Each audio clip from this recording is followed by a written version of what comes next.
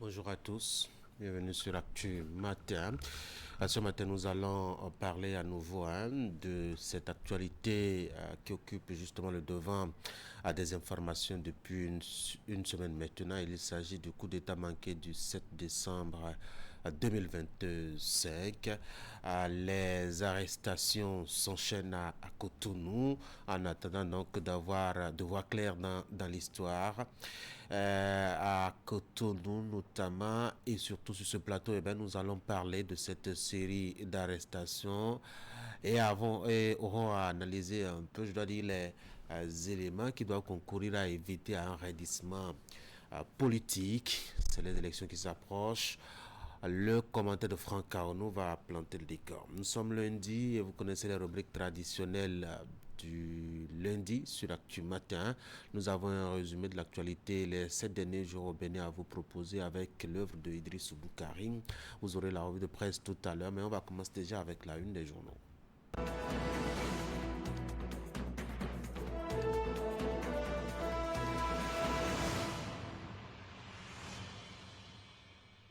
Voici la une des journaux, à commencer par Fraternité ce matin, qui a aussi en manchette le sujet de l'heure.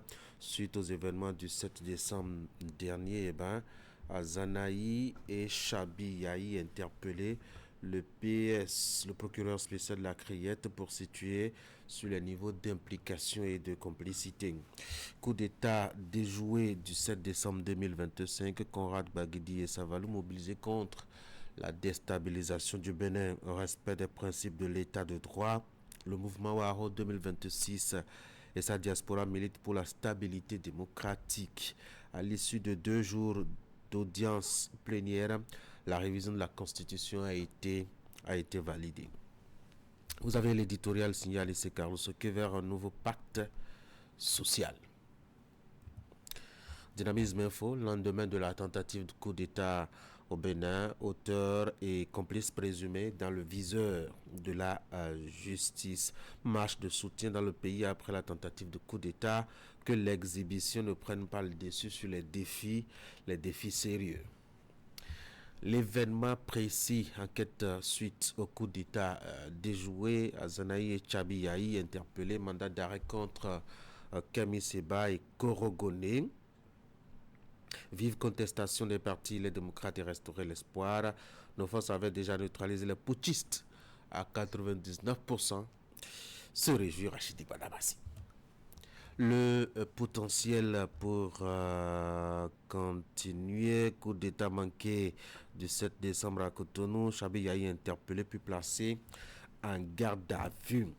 Gaskiani Info, tension post-putsch, Zanaï et Chabi Yahi interpellé, a rapporté le quotidien. Libération, révision constitutionnelle au Bénin, la Cour constitutionnelle donne son feu vert. Putsch avorté, Seba et Korogoné visés par des mandats internationaux.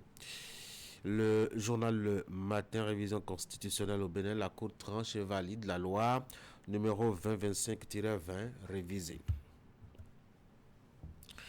Le routier, échec du coup d'État du 7 décembre, le colonel Tigri Pascal n'a pas pu faire mentir l'oracle. Et pour vous qui savez lire l'oracle, enfin, les signes du fa, vous avez l'illustration pour accompagner le titre.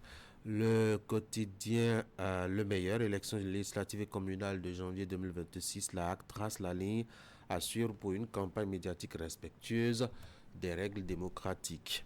Décryptage info, 4e rencontre trimestrielle BCA au APBF Bénin, amélioration de la situation bancaire au Bénin, 7,5% de croissance en 2025 à printemps.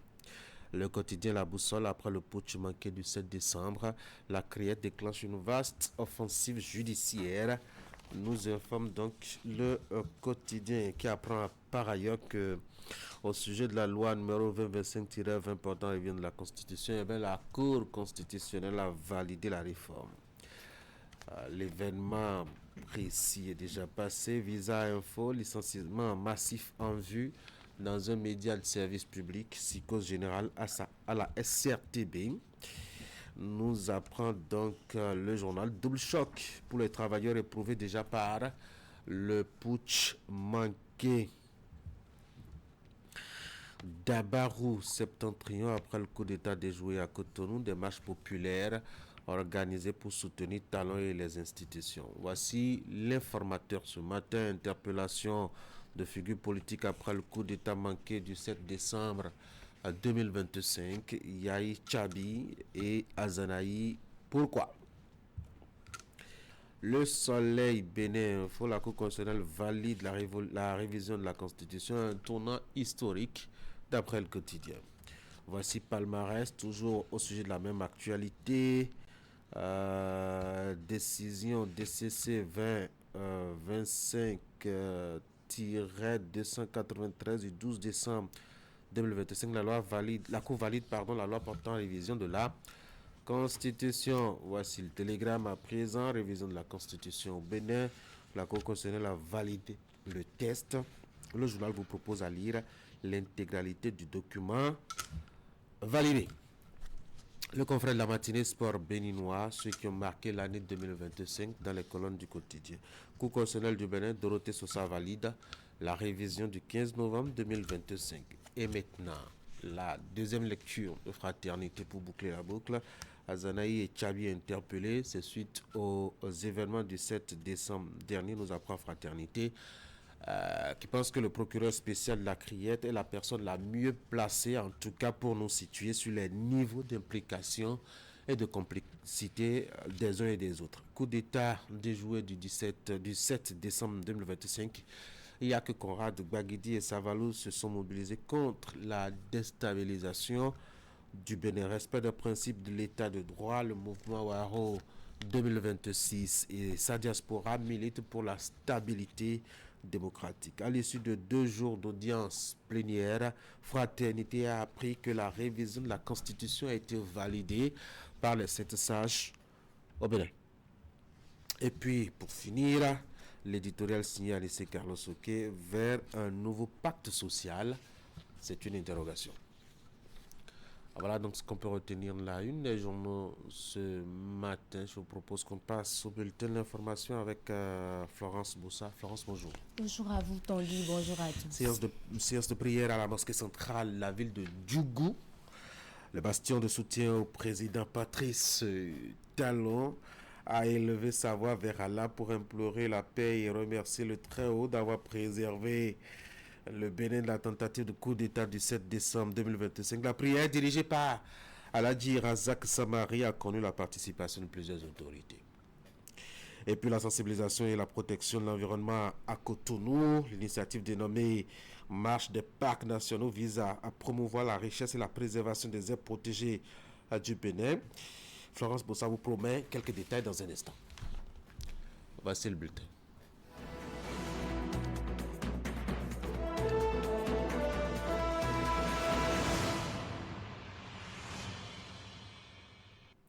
On l'apprend. Djougou, c'est le bastion du président Patrice Talon. Et bien, Djougou a organisé ce samedi une séance de prière à la mosquée centrale de la ville pour invoquer la miséricorde d'Allah pour Talon et la nation tout entière. C'est dans le but de sauvegarder justement la paix et l'unité nationale au Bénin, Florence. Oui, justement, Tanguy, dirigé par El Hadj Razak Samari, cette séance de prière a connu la participation de plusieurs autorités, dont le maire de Djougou, Yaya Idrissou, Abdou Sahabi Idrissou, pour le compte rendu. La mosquée centrale de Djougou, point de ralliement des autorités politico-administratives, accueille une séance de prière en l'honneur du président Patrice Talon et de la nation tout entière. Ya Allah, éclaire-nous pour construire un pays de justice, de fraternité et de respect. Nous n'avons autre pays que celui-ci. Fais que notre nation, notre cher pays, le Bénin, prospère dans la crainte de ton nom et pour le bien de tous ses habitants. Les guides religieux unissent leurs voix pour bâtir un Bénin pacifique et prospère.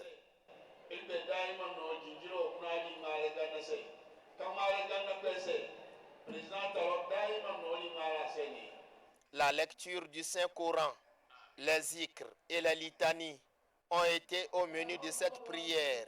اللهم اجعل بلدنا بنين بلدا آمنا اللهم اجعل بنين بلدا آمنا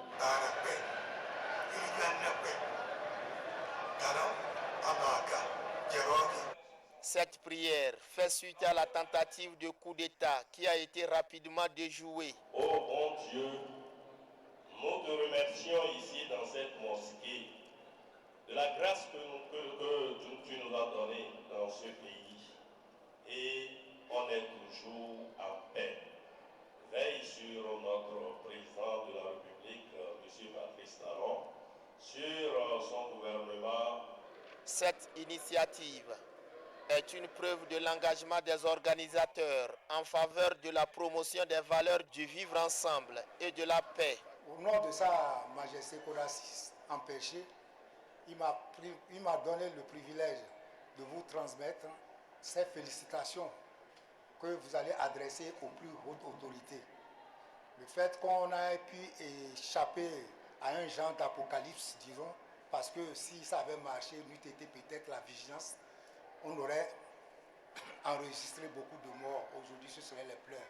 Avant cette prière proprement dite, un bœuf a été immolé pour demander les bénédictions d'Allah. Au terme de cette séance de prière qui a duré plusieurs heures, quelques autorités initiatives se sont prononcées au micro de notre reporter suivi. Je crois que c'est Djougou que le Tout-Puissant Allah a épargné du coup d'État. Parce que depuis les indépendances, aucun chef de l'État n'a pu se pencher sur Djougou comme le fait actuellement le président Patrice Talon et son gouvernement.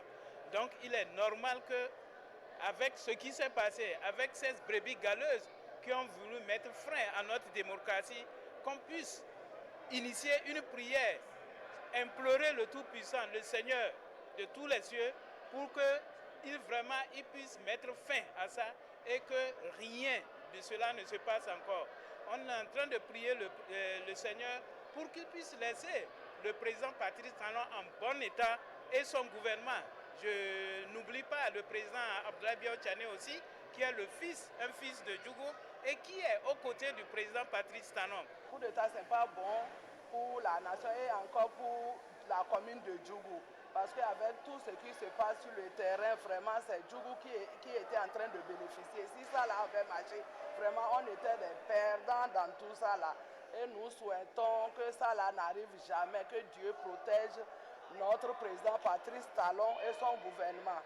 Je crois que c'est un devoir, une obligation pour tous citoyens qui connaissent ce pays, qui aiment ce pays et qui saluent ce qui s'est passé.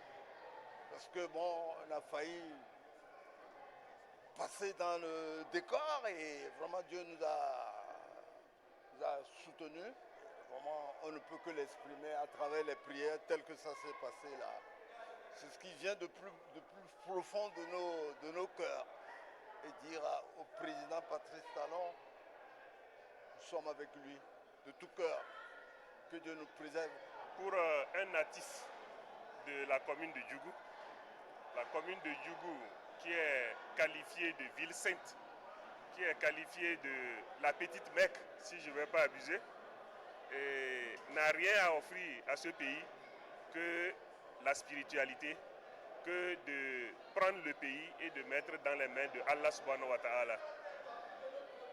Ici à Djougou, pour tout ce qui arrive, nous nous mettons sous le contrôle de Dieu.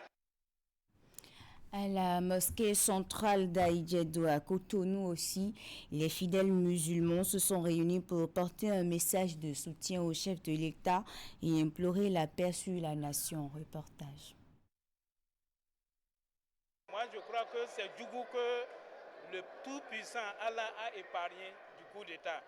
Parce que depuis les indépendances, aucun chef de l'État n'a pu se pencher sur Djougou comme le fait actuellement le président Patrice Talon et son gouvernement. Donc il est normal que, avec ce qui s'est passé, avec ces brebis galeuses qui ont voulu mettre frein à notre démocratie, qu'on puisse initier une prière, implorer le Tout-Puissant, le Seigneur de tous les cieux, pour qu'il vraiment il puisse mettre fin à ça et que rien de cela ne se passe encore. On est en train de prier le Seigneur pour qu'il puisse laisser le président Patrice Talon en bon état et son gouvernement.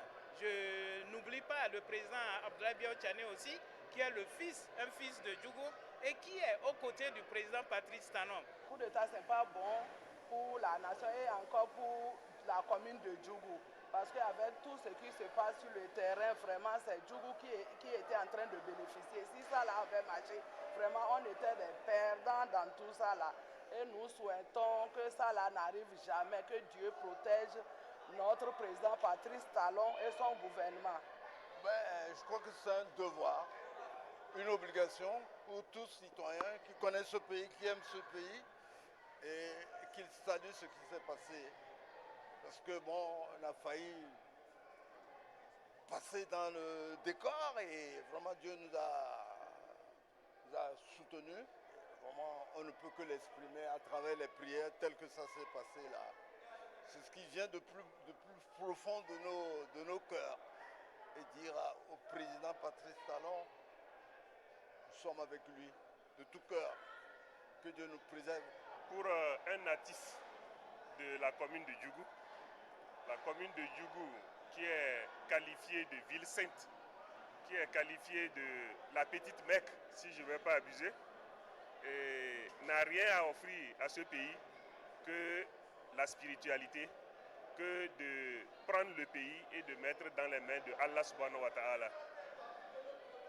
Ici, dans la suite de cette session d'information, le ministère de l'Économie et des Finances, en collaboration avec la Ligue pour la défense des consommateurs, sensibilise les étudiants sur les risques liés aux cryptoactifs. Le but de cette tournée nationale d'information et de sensibilisation est d'entretenir ces étudiants sur les dangers inhérents aux monnaies électroniques. Suivez le compte-rendu de l'étape de l'université d'Abomey-Calavi. Un ami m'avait intégré dans le domaine, il m'avait dit que c'était un bon domaine, que je pouvais investir de l'argent et gagner. Et j'avais mis 10 000 dedans. Quand tu accomplis des tâches, tu as un bénéfice sur ton argent. Et chaque jour je faisais ça. Un jour je suis venu et j'ai voulu faire un retrait, mais le site était fermé. Mon argent est parti en l'air. Tout comme l'homme, ils sont nombreux ces jeunes à être victimes des crypto-monnaies au Bénin. Un fléau majeur que combat le ministère de l'Économie et des Finances en collaboration avec la Ligue pour la défense des consommateurs. Ceci à travers une tournée nationale d'information et de sensibilisation sur les risques liés aux monnaies électroniques. Une campagne dont bénéficient aussi ces étudiants de l'université d'Abomey-Calavi. Nous n'avons pas, au niveau de notre région africaine, encore mis en place les outils qu'il faut afin d'exploiter à fond et de façon sécurisante les bienfaits de cette technologie. Nous sommes sur le terrain pour éduquer les jeunes, les Béninois, à faire attention aux dangers liés à l'utilisation ignorante des cryptoactifs. Près de 400 étudiants sont touchés par cette séance de sensibilisation sur les dangers liés aux cryptoactifs, des techniques de fraude à la sécurisation des opérations, en passant par la non-maîtrise du mécanisme des services financiers numériques et l'absence d'une réglementation sécurisante. Aucun aspect du sujet n'a été occulté. Je voudrais que nous ayons en mémoire ce passé douloureux, les événements malheureux de 2010 et de 2011, ICC Services et consorts, qui sont de très mauvais souvenirs pour les Béninois. Lorsque nous nous engageons vers des plateformes ou des services financiers que nous ne connaissons pas, que nous ne comprenons pas, de placement, il est important de faire attention. Et faire attention à ceux-là qui vous proposent des taux mirobolants pour des opérations de placement. Cette séance de sensibilisation à l'endroit des étudiants de l'université d'Abomey-Calavi vient mettre fin à la tournée nationale d'information et de sensibilisation sur les risques liés aux monnaies électroniques. Cependant, un vaste programme d'éducation financière sera bientôt mis en place par le gouvernement pour informer, sensibiliser et assurer la réglementation des services financiers numériques au Bénin. 40 jeunes filles boursières formées au métier d'analyste cybersécurité. Le gouvernement du Bénin a lancé cette première cohorte avec les meilleures issues du précédent projet de formation de 100 jeunes filles à la cybersécurité. La rentrée académique des bénéficiaires à l'école des métiers du numérique à l'UASM City de Cotonou. L'initiative permet de réduire à la fois les inégalités du genre dans le secteur du numérique et le déficit de compétences. William Cliquin Elviston. Des 131 formées par le gouvernement à travers le projet de formation de 100 jeunes filles à la cybersécurité, les meilleures franchissent un autre pas. Elles sont 40 au total, âgées de 18 à 25 ans, en provenance de plusieurs villes du Bénin.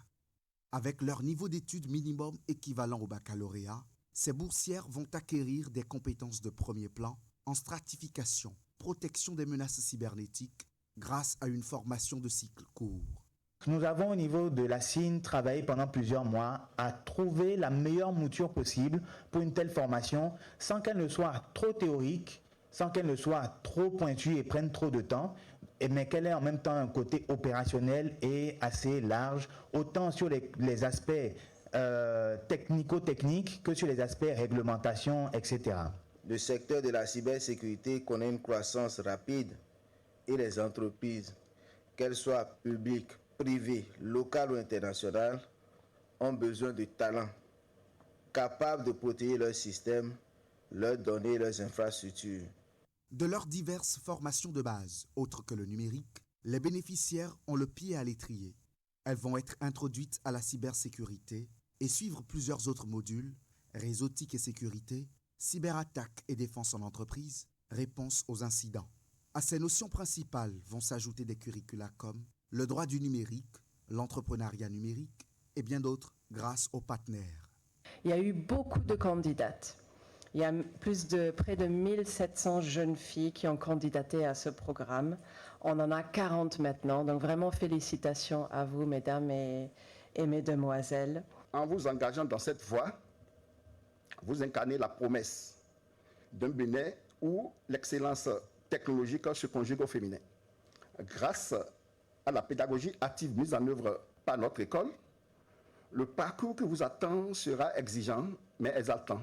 Je tiens à remercier le gouvernement, l'Agence des systèmes d'information et du numérique, l'École des métiers du numérique, l'USDEV et tous les autres acteurs de ce programme. Dans un Bénin schématisé aujourd'hui du point de vue numérique en 40 structures prioritaires, l'Agence nationale pour l'emploi va faciliter l'insertion professionnelle des boursières à l'issue de leur parcours. Sensibilisation et protection de l'environnement à Cotonou. À la plage de Fidjrosset, des participants ont pris part à la marche des parcs nationaux. C'est une initiative qui vise à promouvoir la richesse et la préservation des aires protégées du Bénin, notamment le parc national de la Pincharité d'Igoudalo et Moufitsabo. Tôt ce matin du samedi 13 décembre 2025, cette marche dénommée Marche des parcs nationaux a retenu toutes les attentions. Partis du rond-point de Fidjrosset fin pavé, les participants ont parcouru une distance d'environ 5 km, contournant la statue Bioguera avant de revenir à leur point de départ. Déjà, simplement en tant que citoyens, où nous avons tous le devoir de nous maintenir en forme pour être debout pour notre nation. Le fitness nous a permis un peu de nous retrouver. Les marcheurs comme nous qui ne marchons pas beaucoup, et nous avons pu avoir l'occasion de marcher avec les différents acteurs. Sur place, une séance d'étirement et de fitness vient détendre les muscles après l'effort.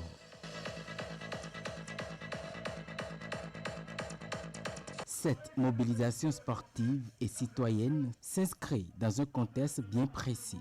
Sensibiliser le public à la protection et à la valorisation des parcs nationaux du Bénin. Avec la situation sécuritaire qui prévaut, le tourisme et les activités de participation au niveau des parcs a été provisoirement suspendu. Et donc nous mobilisons le contenu du parc vers les communautés, vers le grand public pour que ce dernier découvre ce joyau unique, ce patrimoine dont regorge le Bénin. Dans cette dynamique de mise en lumière du parc national de la Pendjari, une exposition d'ossements d'animaux et de divers objets est proposée au public. Ces tableaux soigneusement disposés offrent un aperçu de la riche faune que regorge cet espace naturel du Bénin. APN, l'organisme à qui l'État béninois a confié la gestion de nos parcs. Et dans le même ordre d'idée, il a confié la supervision des activités au sources de la greffe. Donc ma présence ici s'avère nécessaire et indispensable. Des challenges sportifs viennent également pimenter l'événement. À la clé, une moto mise en jeu pour récompenser le meilleur participant dans une ambiance à la fois conviviale, éducative et engagée. La ville de Tangueta a vibré le samedi 13 décembre 2025 au rythme d'une mobilisation exceptionnelle des militants et sympathisants du parti Bloc républicain venus des 4 communes de la 3e circonscription électorale et mobilisés derrière l'honorable Barthélémy Kassa. Ils ont battu le macadam dans les rues de cette cité montagneuse pour dénoncer avec vigueur le coup d'État déjoué du 17 décembre 2025. Alassane Harouna. Forte mobilisation des populations de la Pendjari sous l'impulsion du parti Bloc républicain dans les rues de Tangueta ce samedi 13 décembre 2025. Une semaine après la tentative de coup d'État manqué, ces militants sympathisants du parti du Cheval Blanc venus de Boukoumbe, Kobli, Materi et de Tangueta se sont donné rendez-vous dans cette ville montagneuse pour exprimer leur désapprobation face à cet acte crapuleux. Nous, militants du Bloc républicain de la 3e circonscription électorale, réunis ce jour, samedi 13 décembre 2025, exprimons notre profonde indignation et notre ferme condamnation à cette tentative de coup d'État déjouée le 7 décembre dernier. Nous dénonçons avec force cette action violente et inacceptable qui vise à déstabiliser notre pays et à compromettre la sécurité de nos concitoyens. Nous exprimons notre plein soutien au chef de l'État. Parti du siège communal du Bloc républicain à Tangueta, les manifestants, pancarte en main, ont battu le macadam sur environ 3 km pour échouer au grand carrefour du centre-ville. Ce qui s'est produit le 7 décembre passé est un acte ignoble. Et je voudrais, au nom de toute la population de la Pendjari, condamner fermement ces genres d'actes. Du fond de nos cœurs, nous réitérons notre engagement aux côtés du président Talon. Dans son adresse aux manifestants, l'honorable Barthélémy Kassa va saluer l'initiative de tous les peuples de la Pendjari avant de les exhorter à plus de vigilance pour barrer la voie aux ennemis de la démocratie. J'ai pris acte de leur déclaration et je me promets dans les 2 heures de temps qui suivent de transmettre ce message fidèlement à qui de droit. Vous avez choisi de rester au centre-ville de Tangueta pour montrer que c'est une déclaration qui concerne la région de la Pendjari tel qu'on a dit. Cette forte mobilisation aux couleurs du cheval blanc cabré témoigne une fois de plus l'engagement du peuple de la Pendjari à toujours défendre les idéaux de paix, de cohésion sociale et de démocratie chèrement acquises. Les militants du parti de l'Union progressiste, le Renouveau et la Force Cori pour un Bénin émergent de Tangueta ne sont pas restés en marge de la vague de soutien au chef de l'État après la tentative de coup d'État déjouée du 7 décembre 2025.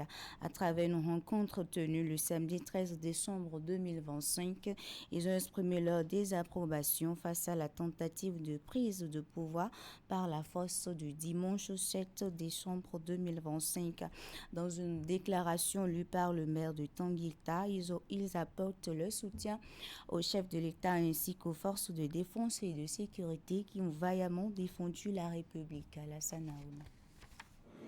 Tangueta, commune au cœur de la 3e circonscription électorale, a été particulièrement frappée de plein fouet le dimanche 7 décembre 2025 parce que reconnaissant parmi les présumés commanditaires du coup d'État déjoué ses fils.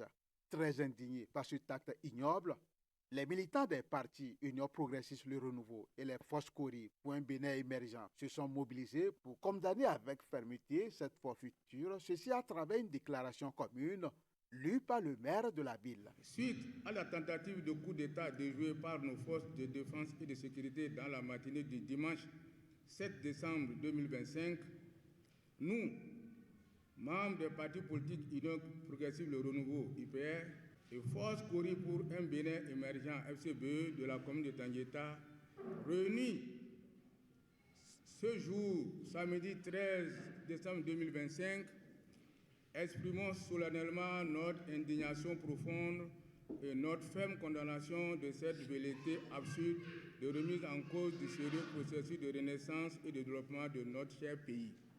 Malgré leurs divergences idéologiques, les militants des deux partis ont voulu parler d'une seule voix pour défendre la République. Dans leur déclaration commune, ils dénoncent toute prise de pouvoir par les armes, tout en réitérant leur soutien au chef de l'État et aux vaillantes forces de défense et de sécurité. Nous avons tenu à cette mobilisation parce que ces 10 dernières années, plus que par le passé, nous avons vu des choses bouger dans notre région. J'ai vu des infrastructures se construire, j'ai vu des voies inter-États s'ouvrir, du bitume passer dans mon village, Tayakou, pour joindre la frontière du Togo. Ce n'est pas rien. Nous avons voulu, à travers cette mobilisation, dire que nous voulons que cela continue. Parce qu'il n'y a qu'à l'intérieur de la République que ce type de développement est possible. Nous voulons très sincèrement dire nos condoléances au président de la République. Parce qu'en tant que père de la nation, tous ceux qui sont tombés sont ses enfants. Et il a certainement pleuré pour eux. Nous aurions souhaité que ce qui est arrivé n'arrive plus jamais. Partageant les mêmes idéaux de paix et de démocratie en dépit de leur clivage politique, ces militants sont plus que jamais déterminés à contrer toute velléité de prise de pouvoir par la force. Tanguy, c'est ainsi que s'achève ce bulletin d'information. Merci beaucoup à vous, à Florence Bossa, pour la présentation de cette session d'information qui était quand même un marathon politique en miniature. Merci et très bonne journée. Justement, après le marathon politique, voici maintenant les sports.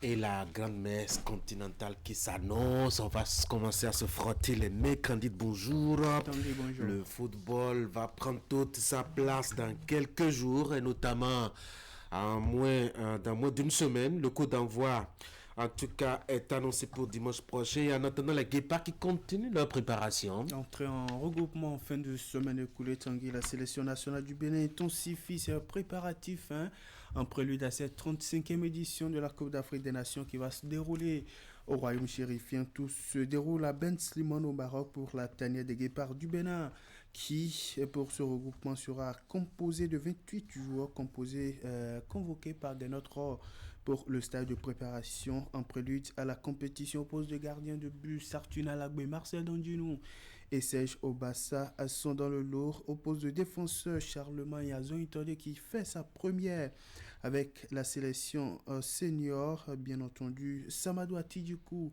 lui aussi est convoqué, tout comme Rachid Moumini, David Kiki, Rodrigue Fassinou, Tamimou, Mohamed Tidjani, Yohan Roche et Olivier Verdon. Bleu terrain, Mathieu Arlevi, Mariano Arongbo, Gislain Oudo, Dodo Dokou, Sassidal Médaille, Mouran Hassan et puis Rodrigue Ekossi. Et en attaque, Rodolfo Aloko, Stimouni Adama Kime, Jodé Dossou, Rachidou Razak et Junior Laïtan, Tossin Aïkoun, Romaric Amoussou, Olatundi, Tessilimi. Il faut dire que ce dimanche, les Guépards ont joué un match amical à huis clos contre le FUS de Rabat, une équipe de première division marocaine habituée des campagnes africaines, des interclubs. Il faut le dire, un match de préparation qui a permis à Ganotro d'évaluer les tout premiers arrivés au rassemblement et d'essayer par avoir certaines certitudes quant au premier match du Bénin à la Coupe d'Afrique des Nations qui s'annonce face à la République démocratique du Congo, où l'équipe sera privée de 5 titulaires habitués, 18 joueurs sur les 19 présents au regroupement prépare au match à l'exception de Marseille Dandinou qui figure parmi les joueurs suspendus pour le premier match des Guépards à cette Coupe d'Afrique des Nations pour cumul donc de cartons jaunes. La rencontre s'est soldée par une victoire des Guépards sur un score d'1-0 grâce à un but de Romaric Amoussou, sociétaire de la SEC Mimosa d'Abidjan à la 18e minute de jeu sur une passe décisive du néo-Guépard Adam Akeme. Sartuna Lagbe a joué durant les 2 tiers du temps réglementaire et le 3e tiers a été disputé par le 3e gardien Serge Obassa, lui qui a fait le 1 tiers du temps réglementaire. Dans la soirée de ce dimanche, le capitaine des Guépards Simounier ainsi que Imran Hassan ont rejoint le groupe. Et ce lundi, Tosin Egoun, Yohan Roche, Cécile Almeida, Mohamed Tijani et Olivier Verdon sont attendus à Ben Slimon pour rejoindre la tanière des Guépards du Bénin. Les 2 derniers joueurs qui viendront compléter le groupe seront Rachid Moumini et Junior Olaïta. Sur les différents stades du pays, ce week-end, on a assisté à la 2e journée de la Ligue 1 de football. Avec un total de 9 rencontres déroulées dans le cadre de cette 12e journée de la Ligue 1 béninoise saison 2025 et 2026. Victoire 1-0 pour les Buffles du Borgou à domicile devant leurs homologues de Pobet. Venus de Pobet, donc, les hommes d'Ayema Football Club Coton aussi en déplacement à craqué, abattu par 2-1 les jeunes de la localité. Victoire 5-1 à domicile à Toffort pour les portuaires de l'ASPAC devant leurs homologues de l'UFC de Commerce-Voix, battu par 2-0. L'équipe de Dragon Football Club score nul et vierge entre l'AS Cotonou et l'Autobopo, et puis entre l'AS Soubemap et l'équipe de Dynamo FC d'Aboumé. Dadja Football Club 7 imposé 3-1 à l'équipe de Banigancé, 2-1 pour la victoire de l'équipe des Soha Boys de Espoir FC de Savalou devant l'équipe de la jeunesse sportive de Pobet, et puis l'US Cavalier s'est incliné à domicile 0-2 devant l'équipe de Damissa Football Club. Après ces différentes confrontations, il faut dire que le classement est désormais dominé par les Buffles du Borgou qui prennent la tête du classement avec désormais 27 points au compteur, un goal différentiel de plus 9. La Soubemap qui aura longtemps tenu au latragé avec une première place acquise depuis le début de la saison descend désormais à la 2e position avec 25 points au compteur, un goal différentiel de plus 10. Coton Football Club est 3e au classement avec 23 points au compteur, un goal différentiel de plus 5.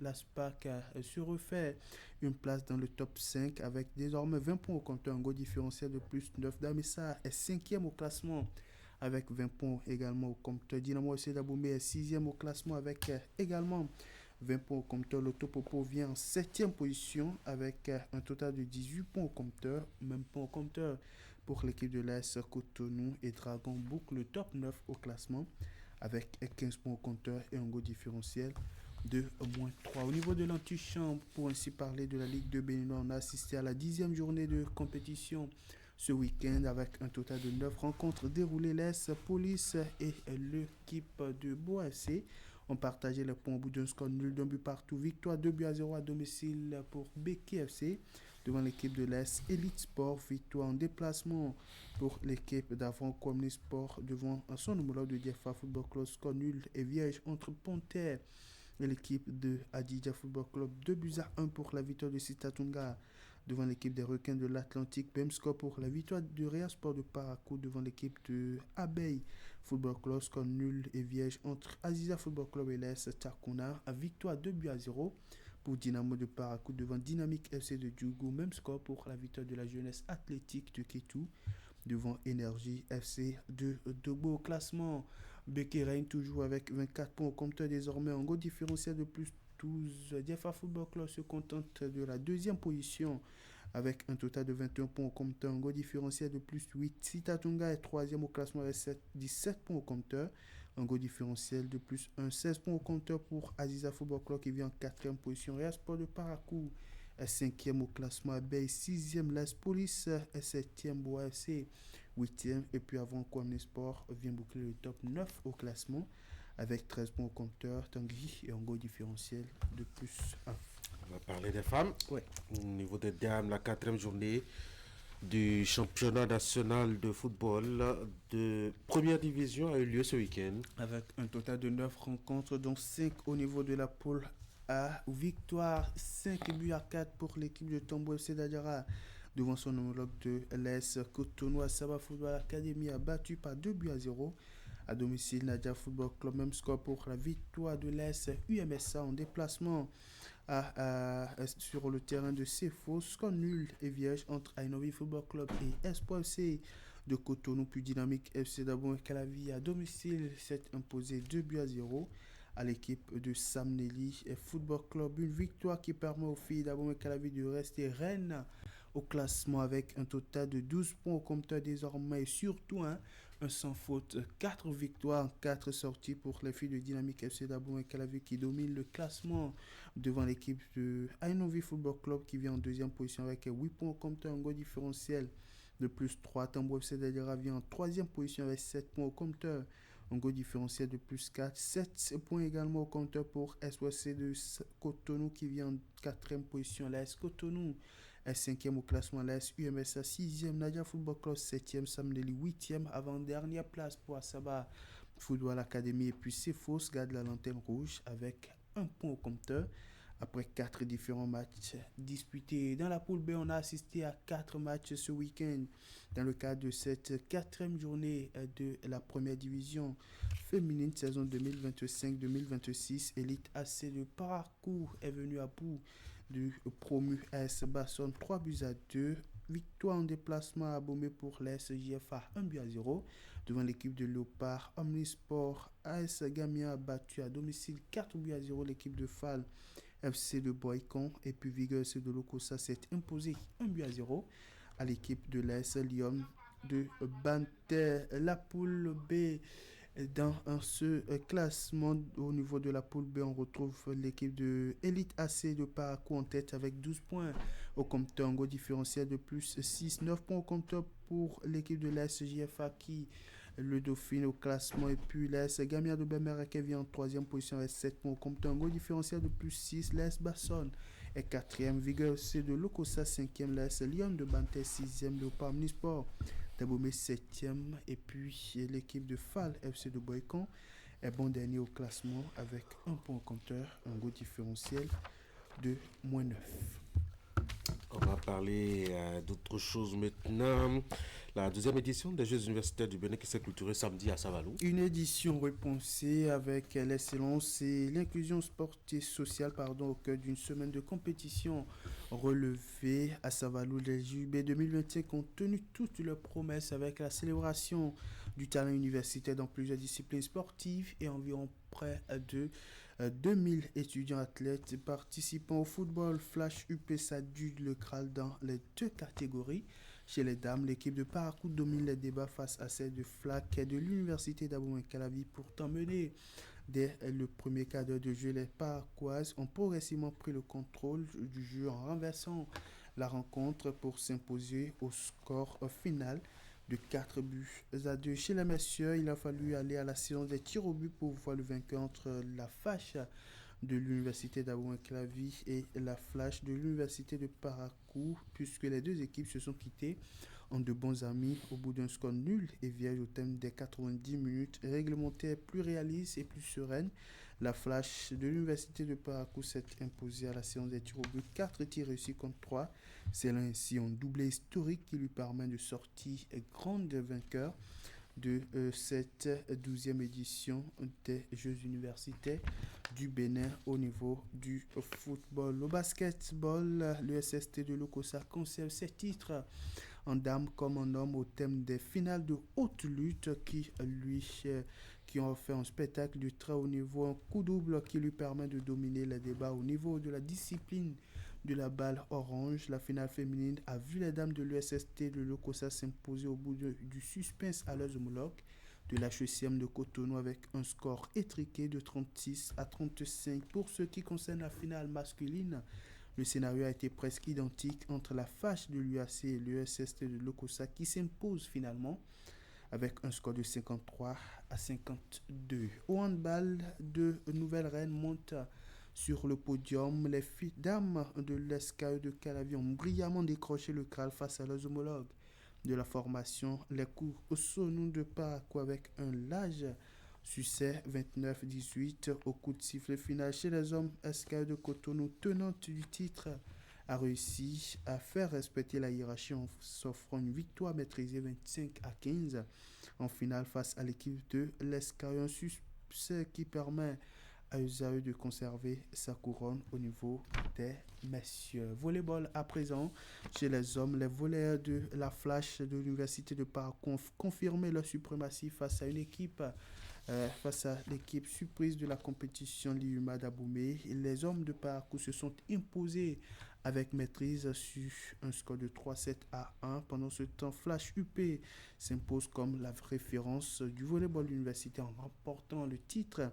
de champion aussi bien chez les dames que chez les hommes. On va finir avec l'athlétisme. La piste d'athlétisme du stade Omnisport de Savalou n'était pas du reste. Entre performance, détermination et suspense, les athlètes ont offert du spectacle de haut niveau au cours de chaque journée de compétition vers les Graals. Chez les dames, Elsiane Adienda de la FLAC de l'Université d'Abou-Calavi domine les débats aux 100 mètres en 12 secondes 5. Au 400 mètres, Delphine Kicho de la FASEG de l'Université d'Abou-Calavi termine en première position avec un chrono d'1 minute 4 tiers. Au lancer de poids, Brigitte Etiédé de l'IMGEPS reine de nouveau avec un jet de 11 mètres 35. Au 1500 mètres, Agnès Lokono de la FASEG de l'Université de Parakou domine en 5 minutes 10 secondes. Au saut en hauteur, Jacqueline Otoun finit en tête du classement avec un chrono d'1 minute 35. Au saut en longueur,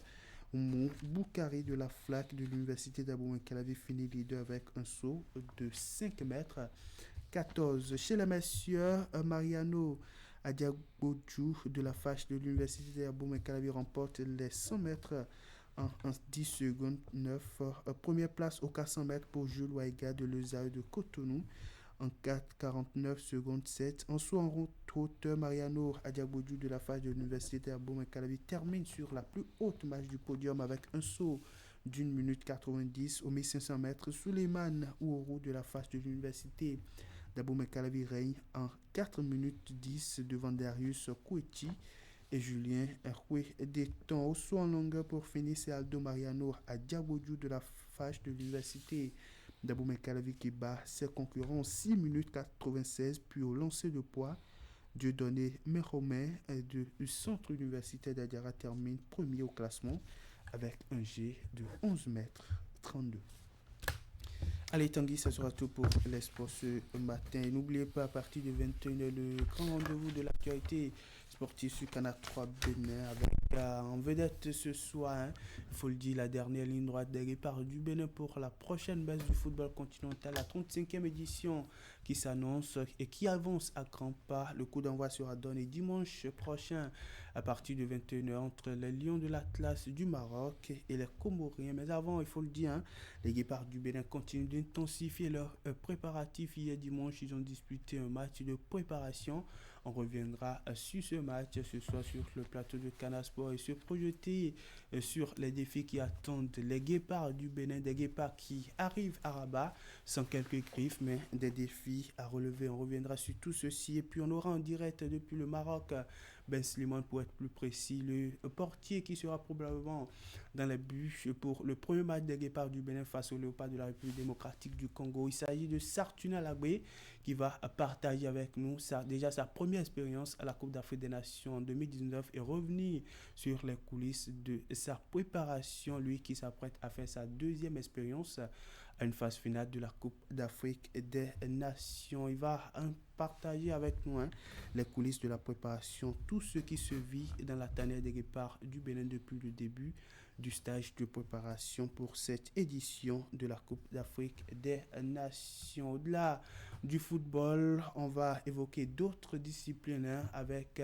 notre invité exclusif de ce soir qui viendra faire le point avec nous de la 12e édition des Jeux universitaires du Bénin qui a permis de célébrer le talent universitaire à Savalou.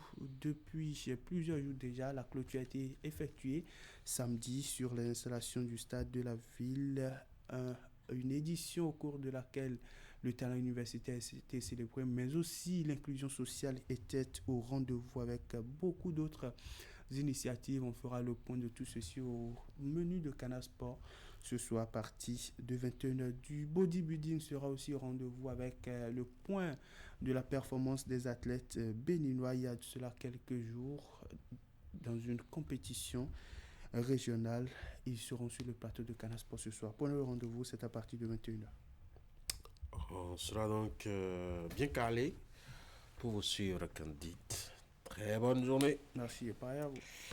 Merci. Mesdames et messieurs, je vous propose à présent de suivre le magazine ce matin.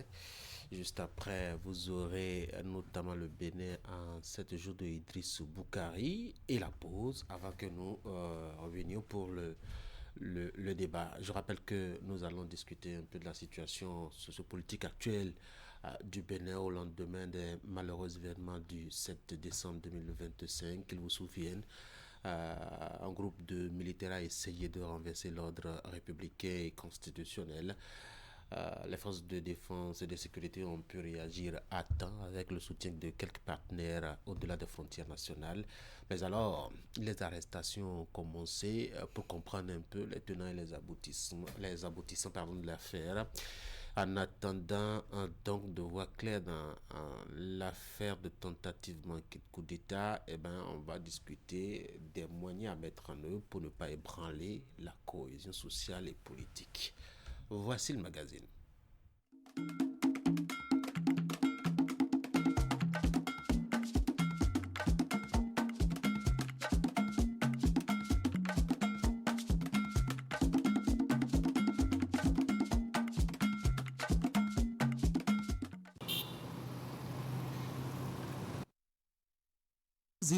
Bomé, le plus célèbre de la ville historique du centre Bénin.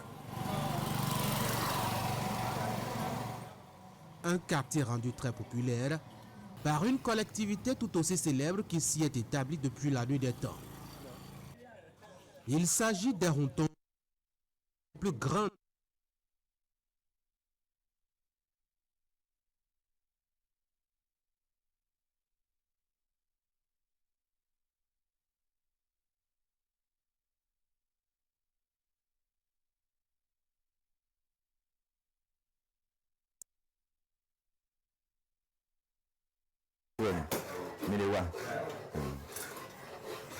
Nous sommes bien d'accord par ailleurs, mais pour les défis, et le qu'on a content ici pour du pont, et nous content ici pour il va faire pas un deux ponts. On m'a sorti et pédiant. Et quand tout nous pouvons nous yo, et nous les clés, mais si on a tchaka bon, pour le boulot, flé content lié. Et en autre c'est les millions, les diables, et là faut pas nous aider. La forge est organisée en plusieurs ateliers, dans un espace d'entre 10 et 12 mètres carrés environ.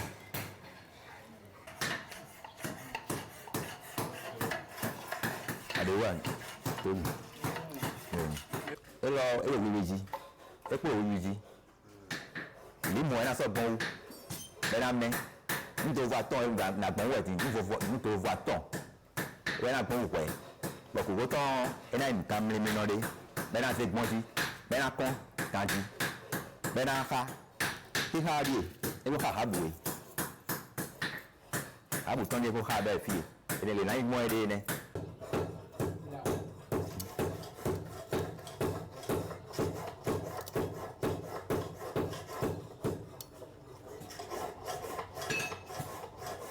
et au minimum on met ton kilo de minimum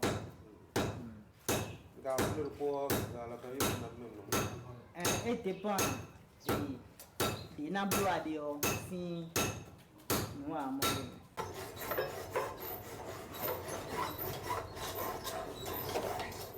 C'est un travail à la chaîne. On peut l'engager tout seul, ce qui oblige à parcourir l'ensemble des ateliers nécessaires à la fabrication de l'objet.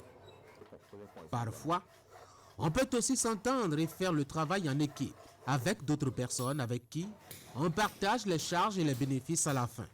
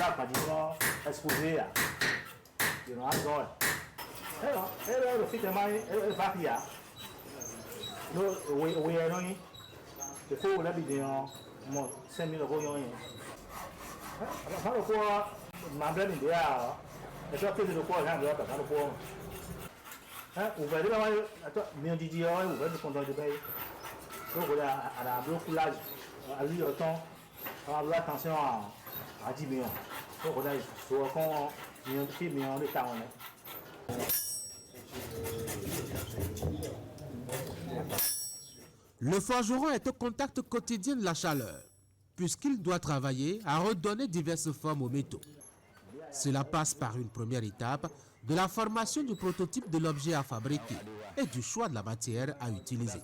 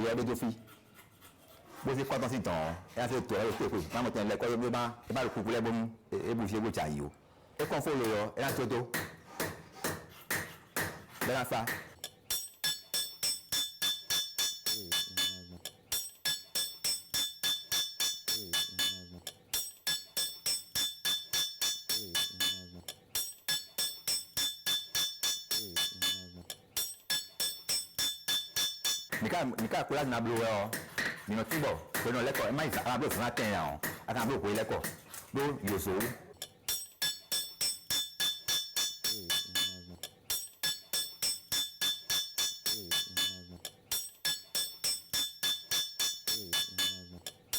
Autant ma mia bo ile dit diali assisi gambo pour combiner anglais ou vidéo. Autant ma mia quand abona assisi gambo ile. Autant ma kale mia, dina le mia ble mia dit de wa assisi gambo. Doni ile dit diali. Ele ti na ti yo en ale wa. Esi wa ti ba foko. Esi wa ti mo ti a filo le na wa ni ni.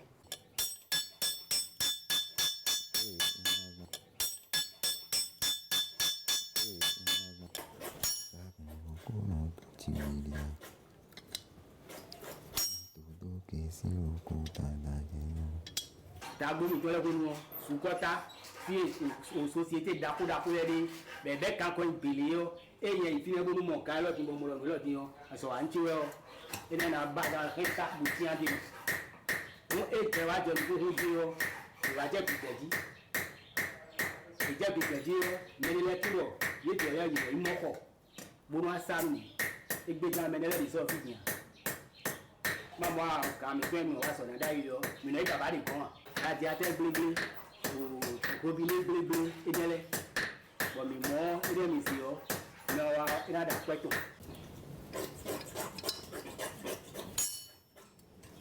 Si le métier a résisté au temps et traversé de nombreux siècles, il a perdu un peu de sa superbe. Les produits finaux ont gardé leur forme artisanale et les jeunes héritiers sont de plus en plus tournés vers des métiers plus modernes, moins exigeants, plus intellectuels. Ceux qui y sont encore, ils sont en attendant mieux.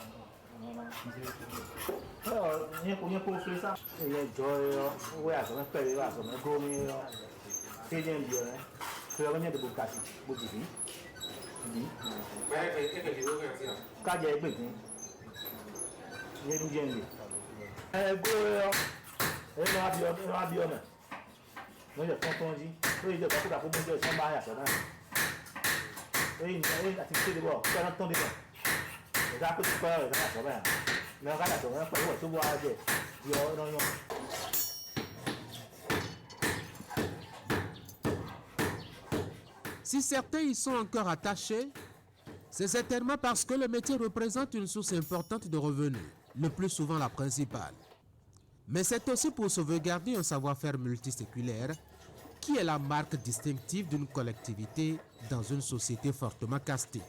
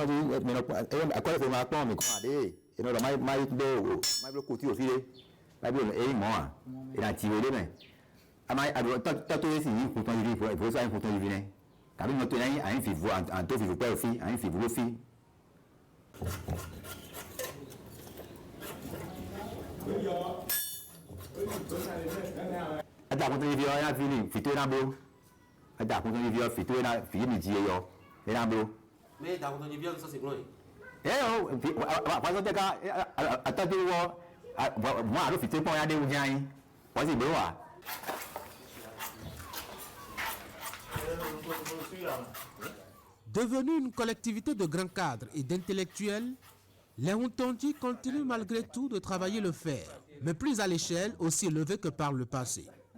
sollicité hier par le roi d'Abomey pour l'équipement de son armée, tout l'arsenal de guerre, mais aussi pour la mise au point d'outils aratoires. Les ayatollahs sont de moins en moins visibles aujourd'hui par leur métier, réduit essentiellement à la fabrication d'objets de parure et pour des besoins ponctuels liés au travail de métal.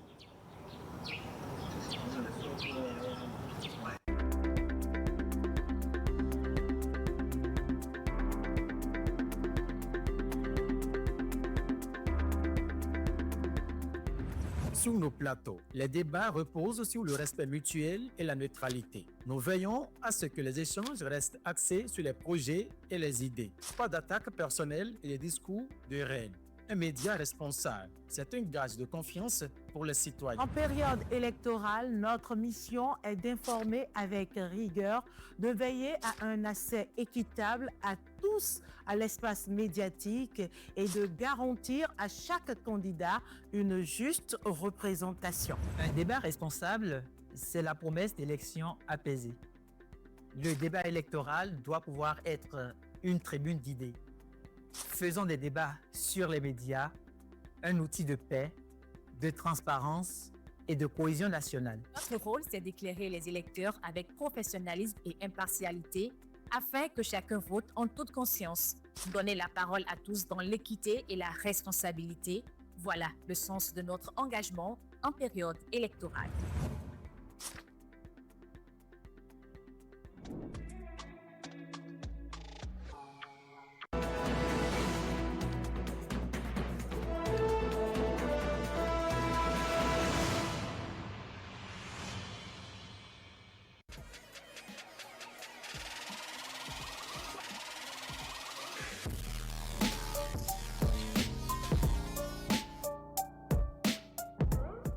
Le point de l'actualité hebdomadaire sur la 3, c'est dans une semaine au Bénin. Mesdames et messieurs, bonjour. Voici l'essentiel à retenir pour le compte de la semaine écoulée.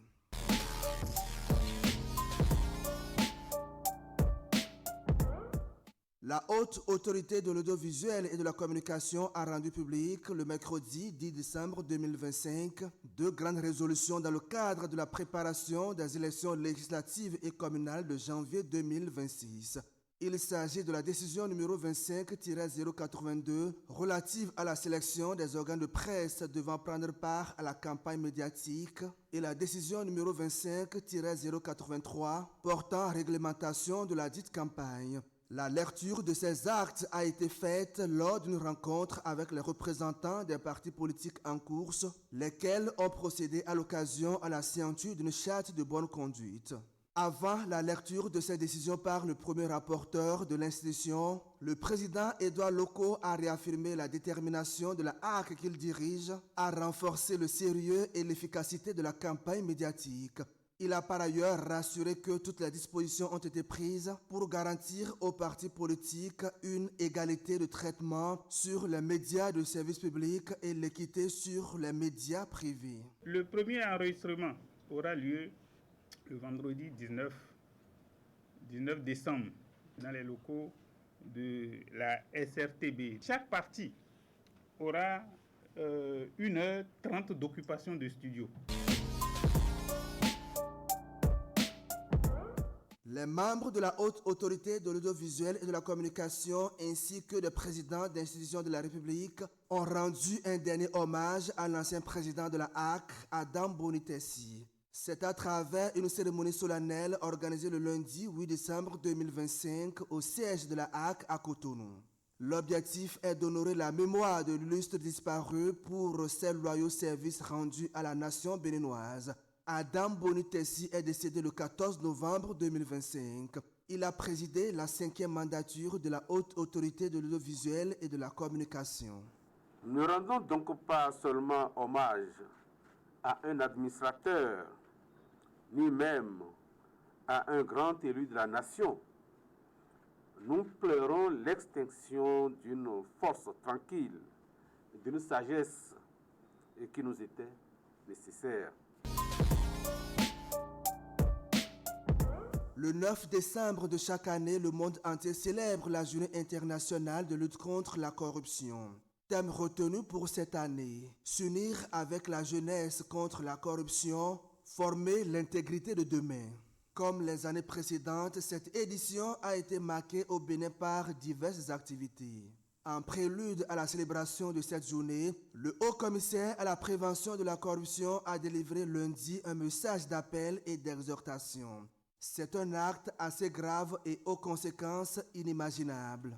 Vendre ta conscience, c'est accepter la perversion de tes libertés, telle la liberté d'expression, ta dignité, ton honneur, ton nom.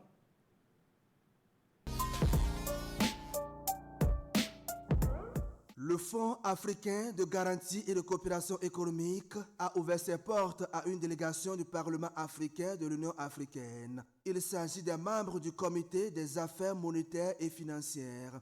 Plus qu'une visite, la rencontre qui s'est déroulée le mercredi 10 décembre 2025 avait pour objectif de discuter de sujets d'intérêt commun pour le continent. Elle s'inscrit également dans le cadre d'un futur partenariat stratégique et gagnant-gagnant entre le Parlement africain et le FAGAS. Pour la présidente du Comité des affaires monétaires et financières du Parlement africain, l'institution travaille dans l'harmonisation des politiques publiques, programmes et dans la prise en compte des aspirations des populations africaines. 40 jeunes filles boursières démarrent un parcours de formation au métier d'analyste cybersécurité. Le gouvernement du Bénin lance cette première cohorte avec les meilleurs issus du précédent projet de formation de 1000 jeunes filles à la cybersécurité. La rentrée académique des bénéficiaires à l'école des métiers du numérique a eu lieu vendredi à Sémesside de Cotonou. L'initiative permet de réduire à la fois les inégalités de genre dans le secteur du numérique et le déficit de compétences. Plus de 1700 jeunes filles ont candidaté à ce programme. Les 40 retenues en s'engageant sur cette voie, selon le directeur général de l'École des métiers du numérique, réalisent la promesse d'un Bénin où l'excellence technologique se conjugue au féminin. Ainsi se résument les faits ayant marqué la semaine écoulée. Merci de votre aimable attention. À lundi prochain pour un autre point de l'actualité hebdomadaire.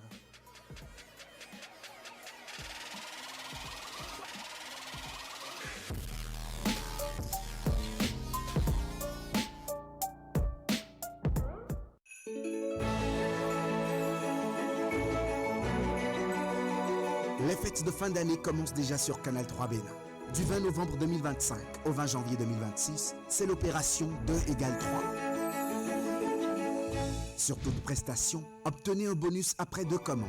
Pour plus de précision, rapprochez-vous du service commercial. Avec Canal 3 Bénin, passez d'agréables moments de fête de fin d'année.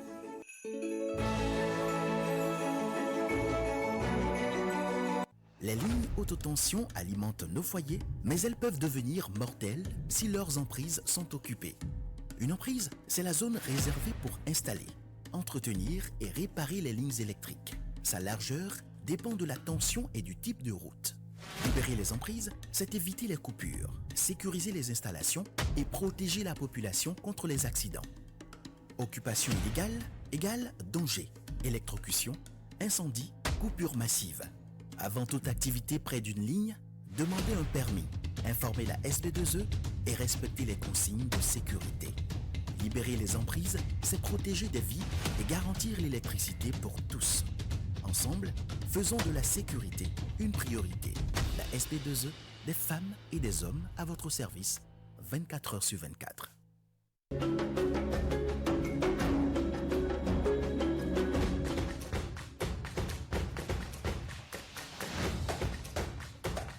Bienvenue à cette nouvelle édition de Canal Sport, notre rendez-vous hebdomadaire qui, chaque semaine, vous permet d'avoir des nouvelles du monde sportif béninois et d'ailleurs.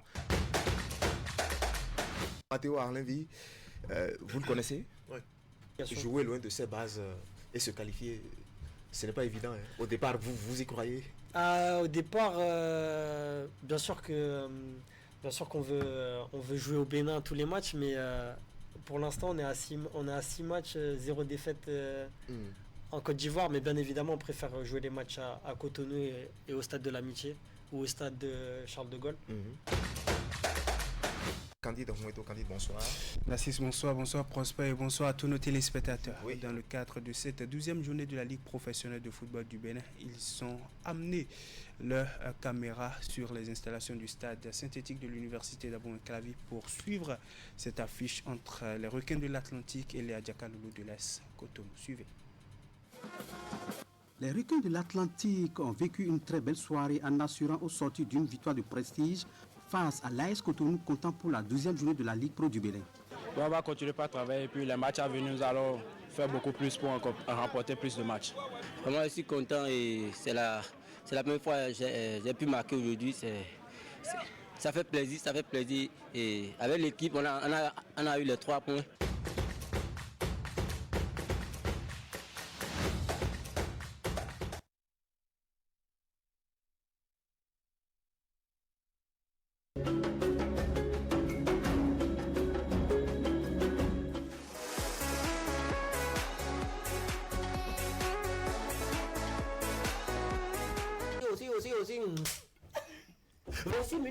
Donc il était vraiment rigoureux avec vous. Vraiment rigoureux avec nous. Sinon déjà à 7 ans on a commencé la musique, on pouvait aller dans le décor.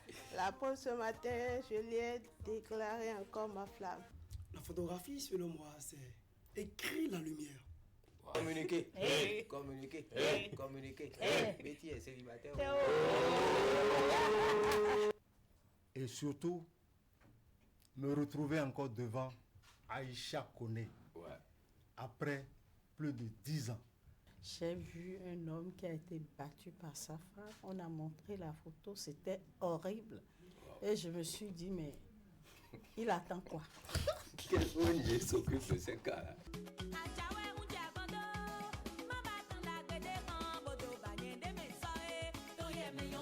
Vous devez avoir votre convention de vente, bien évidemment, ce qui montre que vous avez acheté le domaine. Oui, je voudrais vous inviter à faire massivement le déplacement. Quand je vous dis que je suis chargé d'onction, c'est-à-dire... Nous préparons la journée internationale du jazz, qui va être encore cette année, comme d'habitude, un truc... Non, j'ai laissé le côté humoriste, hein, parce que franchement, le Béninois, pour faire rire le Béninois, c'est compliqué. Pour faire rire le Béninois. Donc ce qui nous oblige tous aujourd'hui à nous intéresser à la chose technologique. Aujourd'hui, spécialement, nous allons parler du massage, Madame Florence. Est-ce que par moment, il n'y a pas des hommes qui... Oui. Ah oui? C'est le risque du métier. C'est le risque du métier. Donc vous les laissez d'abord? Bon, oui, on essaie de... Il y a une méthode de les calmer. Quand je vous dis Amozobogla, c'est ça qui a formé le Zogla. Vous dansez des djis. Vous dansez des djis. Ça fait Zogla dance. Voilà. Inspiration.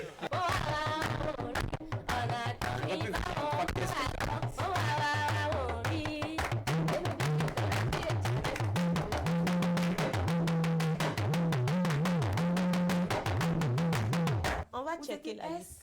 Oui ou non? Moi, heureusement que j'ai jamais eu d'ex. Oh. Le ciel va tomber.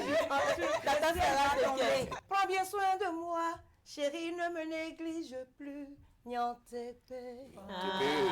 Bravo. Merci à toute l'équipe. Vous êtes tout simplement formidables. On se donne rendez-vous mercredi pour une nouvelle aventure sur le plein de midi. Au revoir. Au revoir.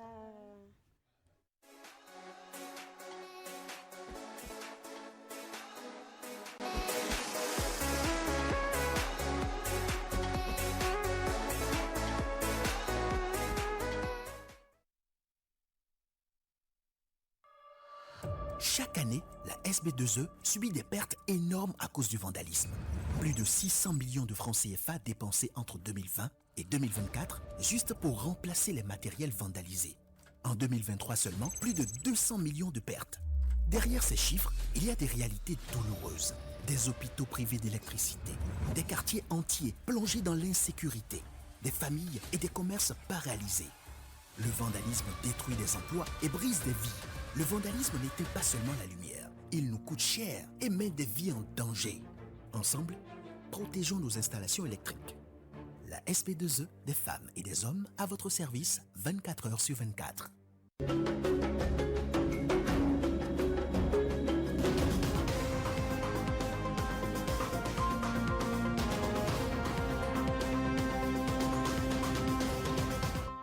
de la société civile et surtout des médias qui aussi ne s'engagent pas, mettons, dans le jeu afin de l'expliquer suffisamment aux populations. Je pense que ceux qui nous ont entraînés dans la fièvre du renouveau démocratique en 90 ont fait ce qu'il fallait, ce qu'ils pouvaient, mais aujourd'hui que nous avons, avec le recul, constaté tous les problèmes qu'il y a autour, nous pouvons commencer à les corriger courageusement et redonner le pouvoir aux citoyens électeurs. Il faudra aussi montrer l'exemple. Et on n'a pas l'impression que nos aînés nous aident beaucoup. Ils ne nous aident pas parce qu'ils ne peuvent pas faire autrement. Ceux qui s'opposent à un gouvernement ne s'opposent pas à ce gouvernement-là forcément parce que le pays recule. Ils s'opposent à ce gouvernement-là peut-être parce qu'on leur demande de le faire. Il y a des télécommandes qui disent ce président-là, il faut l'arrêter. Celui-là, il faut faire en sorte qu'il dégage. Et celui-là, il faut faire en sorte qu'il n'atteigne pas, qu'il ne réussisse pas tel projet. Vous voyez? Donc, il y a de ces choses-là qui se font avec les nationaux. Et c'est pour ça que les hommes politiques doivent faire attention à travailler pour le pays plutôt que pour d'autres intérêts qui ne sont pas des intérêts nationaux. Alors, l'Afrique de l'Ouest a un problème avec la démocratie ou c'est plutôt Jacques Chirac qui avait raison en disant que la démocratie est un luxe pour les Africains? La réponse à cette problématique pourrait se trouver un peu dans ce que disait le professeur Maurice Arens-Oglelet lorsqu'on faisait la popularisation de la nouvelle constitution, de la nouvelle constitution de 1990, oui. Où il disait que il faut absolument qu'avec le vent qui souffle là, pour qu'on ne soit pas dépassé par les événements, qu'on fasse en sorte que les fondamentaux de la démocratie soient enseignés. Que la Constitution soit enseignée à partir de l'école primaire. Que les questions touchant aux droits de l'homme soient enseignées à partir de l'école primaire jusqu'à l'université. De façon à ce que le citoyen ait l'élévation mentale nécessaire pour comprendre au fur et à mesure que les tests qui ont été désormais adoptés appellent de la part du citoyen un certain comportement.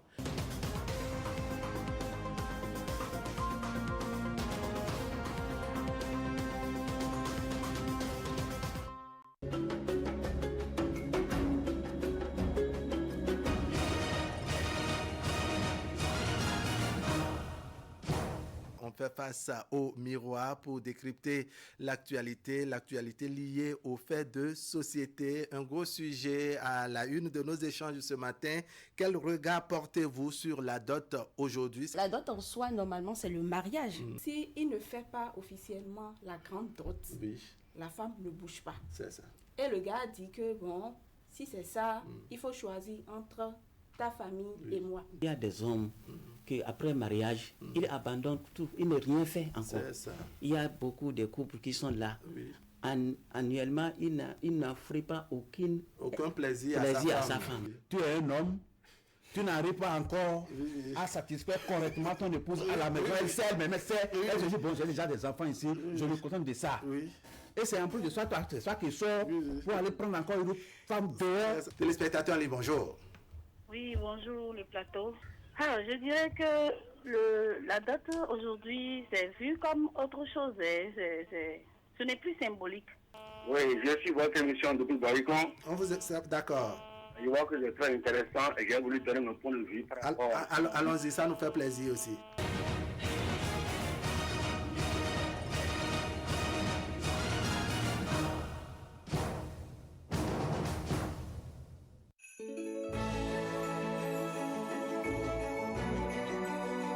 Les fêtes de fin d'année commencent déjà sur Canal 3 Bénin.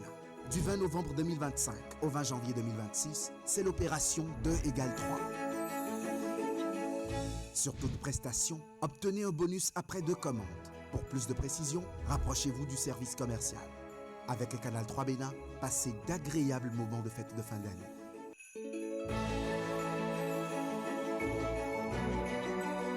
Les lignes haute tension alimentent nos foyers, mais elles peuvent devenir mortelles si leurs emprises sont occupées. Une emprise, c'est la zone réservée pour installer. entretenir et réparer les lignes électriques. Sa largeur dépend de la tension et du type de route. Libérer les emprises, c'est éviter les coupures, sécuriser les installations et protéger la population contre les accidents. Occupation illégale égale danger, électrocution, incendie, coupure massive. Avant toute activité près d'une ligne, demandez un permis, informez la SB2E et respectez les consignes de sécurité. Libérer les emprises, c'est protéger des vies et garantir l'électricité pour tous. Ensemble, faisons de la sécurité une priorité. La SB2E, des femmes et des hommes à votre service, 24 heures sur 24.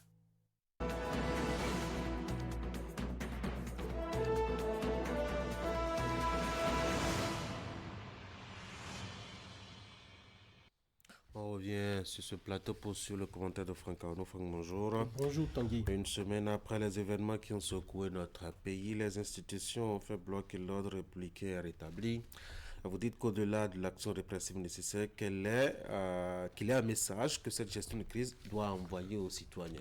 C'est vrai, c'est un message fort et retentissant. Le Bénin est plus que jamais debout. Le Bénin est une terre imprenable par les armes. Le Bénin reste la terre de Béanzin, de Guézo, de Bioguera, de Kaba, la terre de l'espérance, la terre où se font et se défendent les intrigues et les querelles en interne, mais que les imposteurs ne peuvent pas maîtriser. C'est un message d'unité et de résilience que nous dicte cet événement malheureux, de même que la crise qu'il a laissée derrière lui. Nous nous bagarrons certes, nous partageons des indifférences, mais jamais nous ne permettrons pas que notre souveraineté nous soit volée, car il y a 7 jours, Tanguy, notre cher et beau pays le Bénin a regardé presque l'abîme. Cette tentative de coup d'État déjouée face à cet assaut contre notre constitution, l'État a réagi avec la rapidité et la force attendue. L'armée, les forces de sécurité et la justice ont agi aussi, non pas pour défendre des personnes, mais pour protéger notre bien le plus précieux,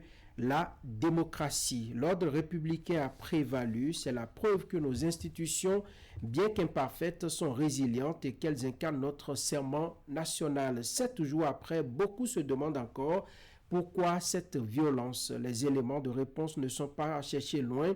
La réussite du Bénin, le courage d'avoir dit non à un retour honteux, le courage de prendre des initiatives pour développer le Bénin, le hisser au rang des pays qui se développent, le courage de faire des prouesses qui mettent à nu l'incapacité des pays voisins dirigés par des hommes qui se disent pourtant forts et capables de résoudre les problèmes de leur peuple en quelques mois. Que d'illusions. Chez nous au Bénin, en tout cas, la loi de la République a parlé, la sécurité est assurée, mais la vraie question pour cette semaine qui commence, sommes-nous prêts, toutes forces politiques confondues, tous citoyens de divers ordres socio-professionnels à mettre l'intérêt supérieur du Bénin au-dessus de nos divergences pour bâtir un pays prospère à la prospérité, à la postérité, la réponse est vitale pour notre avenir, Tanguy.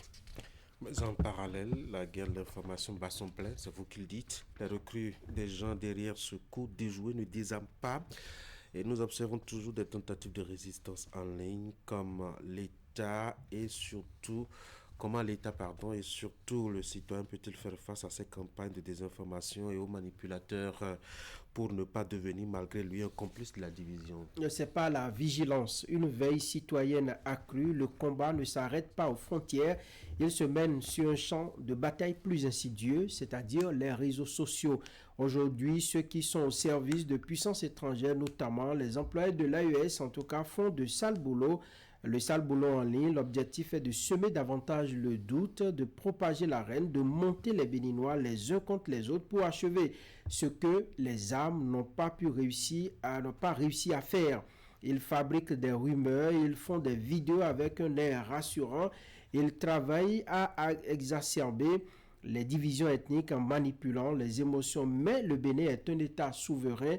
À ceux qui tentent de déstabiliser notre pays depuis l'extérieur, chaque Béninois et chaque Béninoise doit pouvoir dire notre souveraineté n'est pas négociable, notre unité n'est pas à vendre. Notre rôle à tous est de devenir des sentinelles de l'information. L'arme la plus puissante face à la désinformation, c'est notre esprit critique.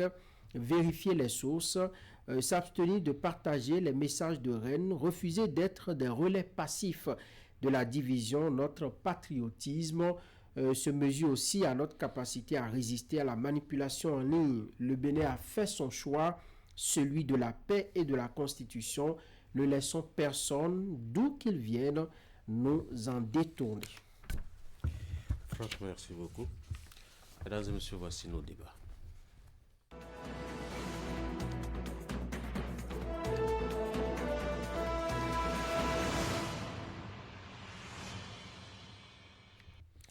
Alors, on va commencer à échanger en attendant que éventuellement le reste de l'équipe nous rejoigne.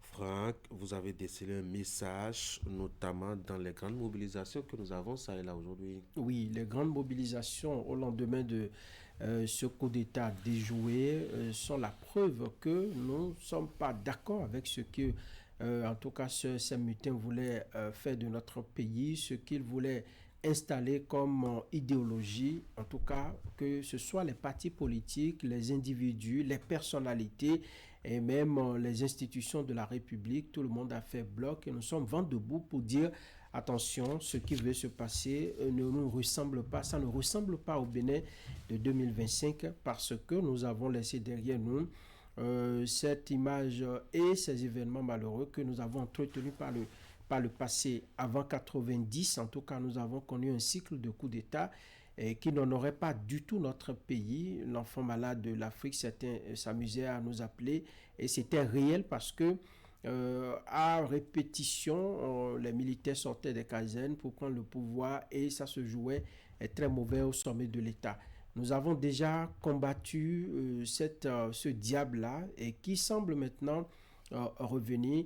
Et c'est pour cela que toutes les forces vives de la nation n'ont pas hésité à se mettre debout, à pouvoir prendre des initiatives pour dénoncer qui par des marches, qui par des déclarations, et qui par diverses actions de sensibilisation, qui par des prières. C'est très important parce que j'ai pu observer des images dans lesquelles les pasteurs, les religieux, les dignitaires religieux et même ceux qui sont dans nos couvents ont déjà pris véritablement la mesure de la situation, prié et sont en train de plaider auprès de nos dieux afin que tout cela soit conjuré, ce mauvais sort-là soit conjuré. Je pense que c'est très important pour un pays qui est en plein développement, un pays où on se bat pour que, en tout cas, nous ayons de l'emploi pour des jeunes, que nous ayons l'eau, l'électricité, un pays dans lequel, c'est vrai, tout n'est pas rose, mais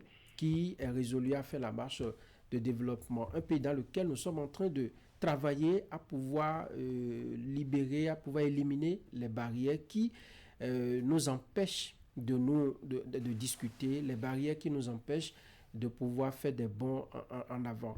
Et aujourd'hui, une semaine après, je voudrais avoir une pensée particulière pour nos confrères de l'ORTB qui étaient au cœur de cet événement malheureux. J'ai vu des images défiler où la directrice de la maison, de la SRTB, et ses collaborateurs ont réaffirmé leur engagement à servir la nation, à servir leurs téléspectateurs, à servir le Bénin. C'est très important. Donc, je voudrais les féliciter et leur dire qu'ils doivent être fiers parce que leur boulot n'a pas été, leur boulot n'a pas été arraché par des gens qui n'étaient animés que par la violence, par des gens qui voulaient installer, en tout cas, un système qui va nous nuire, qui va reculer le Bénin à plusieurs années en arrière. Donc, à ces confrères-là, je voudrais dire beaucoup de courage. Malheureusement, c'est le travail que nous faisons et ils étaient au cœur du dispositif lorsque ces mutins-là ont surgi. Donc, ils n'ont pas, en fait, toute la nation est derrière eux. Et maintenant, aux autres institutions de la République, que nous puissions bâtir davantage.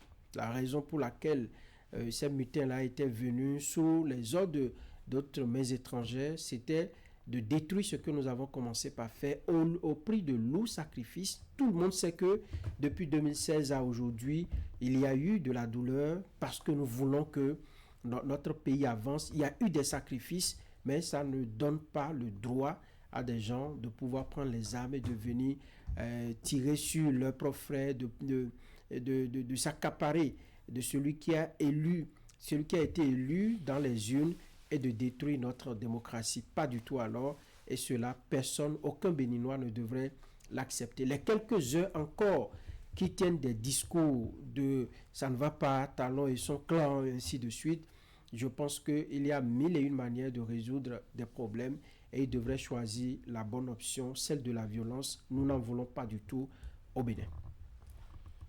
Et vous accusez les pays de l'AES? Nous ne les accusons pas. Vous voyez, vous avez certainement lu les nombreuses tribunes publiées par nos confrères, nos compatriotes, et même au-delà, j'ai lu Serge Daniel, j'ai lu Fiacre Vidjaino, j'ai lu également un certain Diabaté qui a publié des tribunes où les intérêts de ces pays de l'AES sont véritablement fébriles aujourd'hui parce que justement ils ont créé eux-mêmes la distance entre le Bénin et ces États-là sous le prétexte que quand il y a eu coup d'État au Niger et tout, on n'a pas tenu le bon langage. Ça, c'est un fait. Si, à un moment donné, nous avons condamné un coup d'État, c'est notre plein droit de le dire parce que ça ne ressemble plus à l'Afrique. Quand les civils sont élus, vous êtes dans les casernes, votre rôle, c'est d'assurer la sécurité et l'intégrité du territoire. Maintenant qu'ils sont dans le feu de l'action et ils sentent que ce n'est pas du tout ce qu'ils pensaient en prenant le pouvoir par les armes. Il faut trouver des boucs émissaires. C'est ce qui a commencé par être fait depuis un moment sur les réseaux sociaux où vous avez vu des messages, on parle de le Bénin a fait ci, on a évité ça, et les intérêts sont en jeu. J'ai lu, par exemple, les gens visent l'autre port, le port autonome de Cotonou, parce que c'est le moyen le plus facile pour eux de pouvoir faire circuler certaines marchandises et surtout certaines matières premières qui doivent leur apporter des devises. Comme ce n'est pas le cas, donc il faut trouver un moyen pour déstabiliser le Bénin et venir s'installer afin d'explorer tout ce que nous avons et qui peut leur profiter. Et donc personne ne les accuse, c'est eux-mêmes qui sont dans l'action. Et vous avez vu ceux qui communiquent pour eux sur les réseaux sociaux, les Kemi Seba, ainsi de suite. Et on n'avait même pas, le coup d'État n'avait pas été consommé, mais déjà il jubilait sur les réseaux sociaux. Tout le monde connaît lui, Kemi Seba, et sa proximité avec les pays de l'AES. Il occupe de hautes fonctions. Par exemple, au Niger, il a été nommé et c'est lui qui jubile alors qu'en interne, nous faisions encore notre bagarre pour essayer de sauver nos institutions. Donc, l'AES s'est dévoilée d'elle-même, l'AES s'est affichée et tout le monde sait maintenant, même dans ces pays, qu'ils sont en tout cas nourris par des ambitions de déstabilisation pour décrédibiliser le Bénin. Mais comme l'a dit Patrice Talon, le Bénin a une âme et tous ceux qui se sont battus pour maintenir debout le Bénin jusqu'aujourd'hui, je pense que leur âme était debout ce jour-là pour repousser, pour dérouter ces imposteurs qui devraient semer le chaos au Bénin. Quel est l'intérêt que les pays de l'AES ont à déstabiliser le Bénin? Oui, pour répandre davantage leur idéologie. Parce que pour eux aujourd'hui, il faut des militaires à la tête de tous les États de l'Afrique de l'Ouest. Vous avez vu, le Bénin au cœur, est au centre en tout cas, est entouré par ces États, le Burkina Faso, le Niger et un peu plus loin le Mali. Et donc, l'idéologie, il faut véritablement, ils veulent étendre leurs tentacules pour essayer de faire front commun dans la zone et pouvoir aussi, c'est géopolitique, c'est économique, c'est financier, c'est beaucoup, c'est stratégique. Donc, si vous voyez entre les lignes, quand ça marchait bien, où les frontières étaient ouvertes entre le Niger et le Bénin, par exemple, il n'y avait pas cette difficulté-là pour les populations de pouvoir s'approvisionner au Bénin, pour le peuple béninois d'aller s'approvisionner au Niger. Mais depuis lors, leur économie en souffre. La sécurité dont on parle, si on était bien avec le Niger, enfin, si le Niger n'avait pas mis cette distance-là, on serait en train de mutualiser les forces, parce que là-bas, ils sont dérangés par les terroristes. Le Bénin est aussi dérangé. Le Bénin est aussi dérangé parce que nous n'avons pas atteint nos querelles pour mutualiser nos forces, pour essayer de pouvoir nous entendre et déployer les forces pour repousser ces djihadistes-là. Donc, eux, là, ils s'offrent sur, disons, les faiblesses, les failles sous-régional et ils étendent également leurs tentacules pour essayer de déranger la quiétude des populations. Et malheureusement, ce ne sont pas ces militaires au pouvoir qui en souffrent le plus, ce sont les peuples, ce sont les populations qui sont décapitées, qui sont égorgées et filmées, qui sont dépossédées régulièrement de leurs biens. Allez écouter les anecdotes ou les histoires que racontent les voyageurs quelque part proche du Burkina Faso. On les arrête pratiquement, on viole les femmes, on prend leurs marchandises, on les dépossède de leur argent qu'ils ont gagné au prix de lourds sacrifices après avoir vendu leurs marchandises dans les marchés des pays voisins. Et donc c'est ce qui se vit continuellement dans ces pays, c'est ce qu'on veut installer au Bénin, mais le Bénin n'est pas malheureusement comme le Niger, le Burkina Faso, le Mali. Nous sommes encore le Bénin et nous sommes singuliers. Voilà. Vous parlez du port de Cotonou, mais le Niger et le Burkina Faso ont trouvé une solution, notamment à travers le Togo, qui les a offert d'ailleurs même de facilités aussi. À quel prix? C'est ça qu'il faut aller voir. Ils ont des facilités là-bas aussi. À quel prix? Ça ne peut jamais, à grand jamais, être comme... en plus, les frontières qui sont fermées au nord du Bénin, beaucoup de constats ont montré qu'en réalité, c'est les frontières qui sont fermées et qu'il y a d'autres moyens de contournement pour transporter les marchandises et que ça circulait normalement. Oui, est-ce que pour des États sérieux, est-ce que nous devons prendre pas des chemins détournés? Nous avons des frontières que nous partageons depuis des années et lorsque ça se passe bien, c'est que les services des douanes des deux États fonctionnent normalement et les entrées sont tracées. On sait que par an, on peut budgétiser, on peut faire si on peut. Ceux qui vont sur le fleuve Niger, qui passent, vous savez combien perdent leur vie, vous savez combien perdent leurs marchandises et les risques qui sont continuellement pris pour passer ces chemins-là. Je pense que l'ordre normal des choses, c'est que nous ayons des frontières ouvertes, que les peuples échangent, que les institutions étatiques des deux pays échangent et que les choses se fassent normalement. Si depuis longtemps ça a été fait ainsi et ça marche, ce n'est pas à leur arrivée qu'ils devraient modifier tout cela et se retrouver aujourd'hui dans le chaos, parce que ce qui dérange, c'est que nous faisons des prouesses. Il y a des routes qui sont construites par notre État, il y a l'amélioration de nos conditions de vie, mais là-bas, ça va de mal en pire. Quelqu'un a confié que pour avoir une boîte de paracétamol dans ces pays, désormais, ce n'est pas chose facile. Les activités des politiques sont bannies. On a suspendu beaucoup d'institutions. Bref, tout tourne mal chez eux. Et pour ne pas afficher cet air de perdant, en tout cas, il faut chercher des gens qu'on va désigner comme bouc émissaire, des gens qu'on va accuser. C'est trop facile. Donc je pense que le Bénin mérite mieux et le peuple béninois l'a si bien démontré et a démontré à ceux qui veulent faire leur jeu en interne que nous ne sommes plus à cette époque-là où on peut se lever et remettre tout en cause. Ça ne peut plus marcher au Bénin. Vous avez constaté une guerre d'information, de désinformation. Comment est-ce qu'on gère tout ça alors?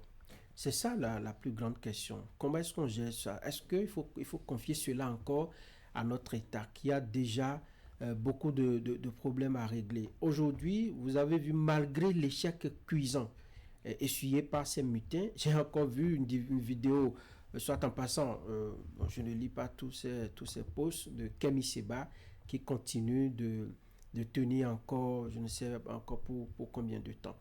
C'est pour dire qu'ils ont perdu sur le terrain, ils ont perdu ce coup-là, mais ils ne désarment pas. Ils sont toujours présents sur les réseaux sociaux parce qu'ils savent que manipuler les populations, manipuler les âmes faibles, les esprits faibles par ce canal-là, ça marche. Et donc, ils continuent de passer des messages, des contenus qui leur permettent de manipuler ces quelques Béninois-là qui pensent que c'est lorsque des régimes militaires vont s'installer à la tête de notre État, ils pensent que c'est ça qui va résoudre les problèmes que nous connaissons. Au contraire, ça va se multiplier peut-être par 10 ou par 20. Donc, ils continuent et ils ne veulent pas cesser. Mais de plus en plus, je pense que les Béninois comprennent. Ceux qui peuvent défendre leur pays, ils comprennent et cela va continuer. Et je pense que si aujourd'hui nous avons encore un peu la maîtrise de la situation sur les réseaux sociaux, c'est les efforts que nous avons faits pour mettre en place un national juridique qui aujourd'hui contraint les gens à ne pas s'adonner à ce qu'on observait par le passé il y a 10 ans ou 15 ans en arrière où ça allait dans tous les sens. Et même sur les réseaux sociaux, vous allez voir les responsables de groupes WhatsApp rappeler régulièrement les règles qu'il faut pour ne pas désinformer, pour ne pas envenimer la situation. Parce qu'il suffit d'images montées, il suffit de propos relayés, de simples propos relayés pour que ça puisse mal se passer, ça puisse soulever des gens à pouvoir faire du désordre. Mais Dieu aidant, je pense que nous sommes en train de conjuguer au passé cet événement malheureux que nous avons connu le 7 décembre. Et de plus en plus, nous devons l'oublier, nous concentrer, parce que l'objectif également, c'est de nous distraire, de nous écarter de l'essentiel qui est le développement du Bénin. Nous devons dire non également à cela et être vigilants, avoir un esprit critique, vérifier les informations, ne pas partager tout ce qui nous tombe sous la main en ligne. Voilà. Eric, bonjour. Bonjour, on a parlé de AES, on a parlé des informations, on a parlé en tout cas de l'après-coup d'État. Oui, réaction. Non, je pense qu'il y a des évidences qu'il faut soulever sur l'implication des États de l'AES dans ce qui s'était joué le dimanche dernier. Eh bien, nous avons bien vu comment des activistes, justement, qui sont payés pour vendre cette idéologie, sont rentrés en action. Et c'est d'ailleurs ça ce que nous dénonçons et qui nous amène justement à entrevoir l'implication de ces États dans la déstabilisation de notre pays.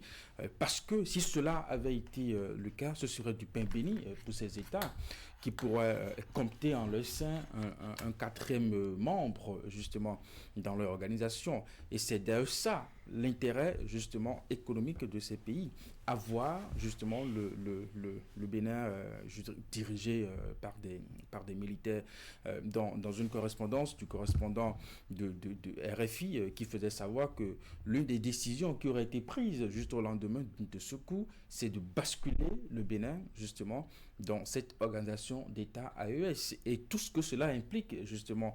Nous savons que, j'ai vu cette observation que vous avez faite, même si le port de Lomé, déclarait une gratuité des transactions à travers son port, il faut bien justement un moyen pour convoyer ces marchandises jusqu'au port de Lomé. Et c'est l'équation la plus complexe pour eux, parce que nous savons que la distance qu'il faut parcourir justement entre le Niger et le port de Lomé, ce n'est pas une mince affaire. Et en plus, les questions de sécurité sont là. La route n'est pas du tout garantie à 100%. Et donc, cela aurait été du pain béni, justement, pour ces pays, une fois que le Bénin aura été basculé dans cette organisation, de pouvoir vraiment utiliser le port d'AES. Nous avons vu aussi des éléments qui montrent que à la veille de ce coup d'État qui a été déjoué, la frontière côté Niger avait été, les barrières ont été levées dans la perspective de faire circuler une marchandise d'uranium. Cela reste à vérifier cependant. Donc je pense que l'intérêt justement était là, et c'est peut-être pour ça que des activistes qui sont justement à la solde de cette organisation, sont rentrés en action, sont à l'œuvre justement à pouvoir diffuser des fausses informations. J'ai vu un élément passer sur France 24 dans leur rubrique Les Observateurs où ils apportaient la démonstration de ce que la majorité, la totalité des éléments de désinformation justement sont justement venus des États de l'AES. Donc je pense que cela n'est plus, c'est une évidence qui frappe, qui saute à l'œil, et je pense que l'exemple le plus patent, c'est de voir celui qui se considère comme aujourd'hui l'ambassadeur de cette idéologie, à qui on a lancé un mandat d'arrêt international, qui est un élément justement de ce que nous nous dénonçons.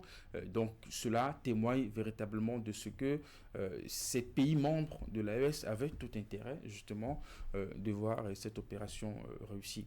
Et cela justement nous ramène à cette guerre d'information qui se joue sur les réseaux sociaux et avec laquelle nous gérons avec la plus grande indifférence, parce que si ces éléments d'intoxication n'ont pas amené, n'ont pas rallié nos concitoyens à cette mauvaise cause le dimanche dernier, ce n'est pas après, maintenant que nous avons déjoué et que nous avons repris le cours normal de notre vie, que cela aurait un impact sur notre vie sociale.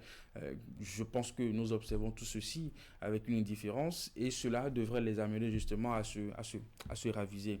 Je pense qu'aujourd'hui, à l'intérieur du pays, ce n'est plus ce qui fait vraiment la priorité des Béninois. C'est un événement que nous avons vécu, c'est du passé. Les Béninois ont repris leur vie quotidienne et les choses évoluent normalement.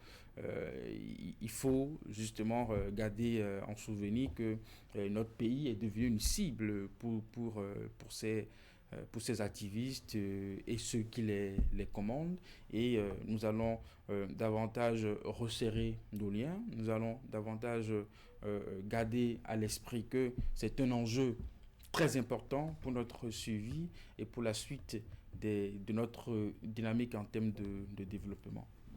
Allez, 8h57 à Cotonou. Chers messieurs, merci d'être passé par ici. Très bonne journée à vous. Mesdames et messieurs, derrière moi, vous allez sur la revue de presse. Merci d'être passé à nous suivre sur le 43 Bénin. Ne changez pas vos positions, parce que c'est la meilleure à Cotonou. Bonne journée.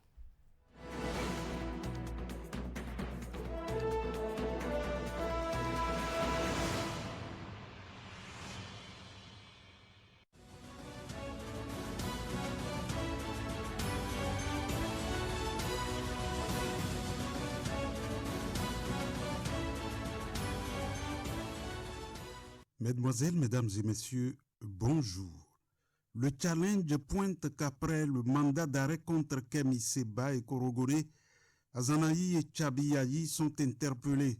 Fraternité confirme l'interpellation de Candide Azanaï en informant que l'ancien ministre béninois de la Défense, Candide Azanaï, a été interpellé vendredi dernier à Cotonou par des éléments de la police républicaine. À ce stade, aucune communication officielle des autorités n'est venue préciser les motifs de l'interpellation ni le lieu exact de sa détention. Le président du parti Restaurer l'Espoir aurait été appréhendé dans la matinée devant le siège de sa formation politique alors qu'une activité était en cours. Il serait actuellement gardé dans les locaux de la police judiciaire. Dans la nuit du samedi 13 au dimanche 14 décembre 2025, Tchabiayi, secrétaire chargé des relations extérieures du parti d'opposition Les Démocrates et fils de l'ancien président Thomas Boniayi, a aussi été interpellé. Selon des informations concordantes, son domicile aurait été encerclé dans la soirée par des éléments de la police républicaine avec une restriction temporaire des accès à la rue menant à sa résidence. Selon nos sources, souligne la presse du jour, Candide Azanaï et Tchabiayi pourraient être présentés ce lundi au procureur spécial de la Cour de répression des infractions économiques et du terrorisme, mais leur passage devant le procureur spécial dépendra aussi de l'évolution des enquêtes à leur encontre. Au cas contraire, leurs gardes à vue devront être prolongées, mais déjà, leur parti politique, à travers des communiqués, exige leur libération inconditionnelle. Mobilisation citoyenne contre le coup d'État déjoué au Bénin, affiche le matinal. Le mouvement Waro 2026, appuyé par ses membres de la diaspora, s'est fortement mobilisé le 12 décembre 2025 à l'occasion d'une marche citoyenne organisée à Cotonou en réaction du coup d'État déjoué le 7 décembre 2025 au Bénin. Par cette participation massive, le mouvement a tenu à réaffirmer son attachement indéfectible à la démocratie, à l'ordre constitutionnel et aux valeurs républicaines. et 6 jours après le coup d'État déjoué par les forces de défense et de sécurité, rapporte Fraternité, Savalou a envoyé un message clair et retentissant. Non à la déstabilisation, oui à l'ordre constitutionnel.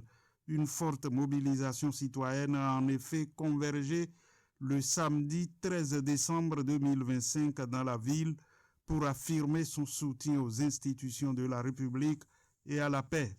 L'appel à la vigilance et à la cohésion nationale a été lancé par une véritable union sacrée des forces vives de Savalou autour de Conrad Gbagedi, président du Conseil économique et social. Avec le matinal, on lit qu'à l'issue de 2 jours d'audience plénière, la Cour constitutionnelle du Bénin a déclaré conforme à la loi fondamentale en toutes ses dispositions la loi portant révision de la Constitution du 11 décembre 1990, selon la décision rendue le 12 décembre 2025.